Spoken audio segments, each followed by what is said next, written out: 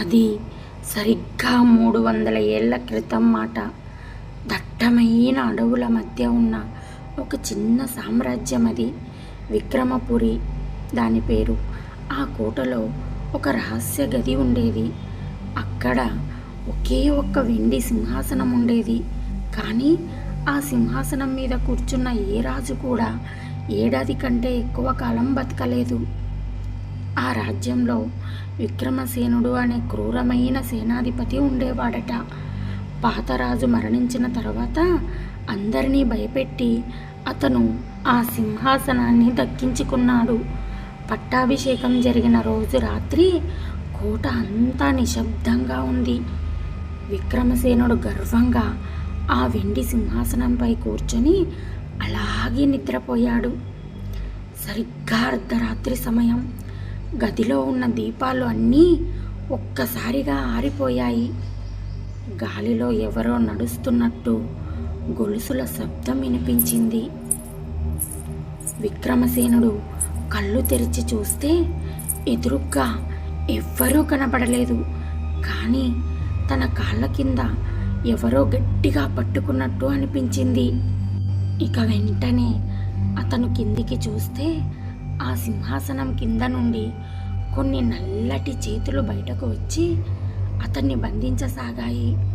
గాలిలో ఒక ముసలావిడ వికృతమైన నవ్వు వినిపించింది.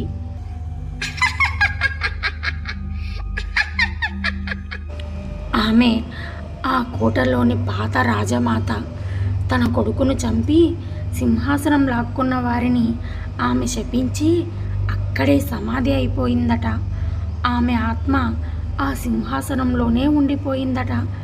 ఎవ్వరూ దానిపైన కూర్చున్నా వారి రక్తం ఈ వెండిని తడపాల్సిందే అని ఆమె గట్టిగా గర్జించసాగింది.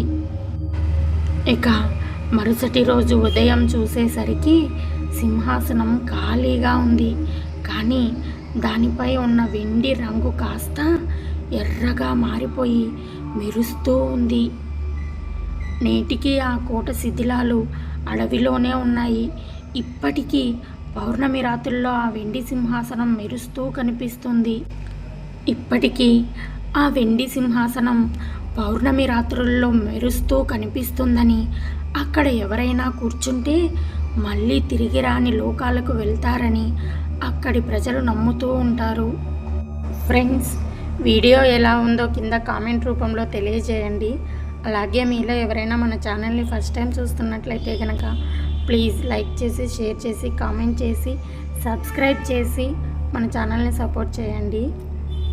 Thank you for watching. Bye.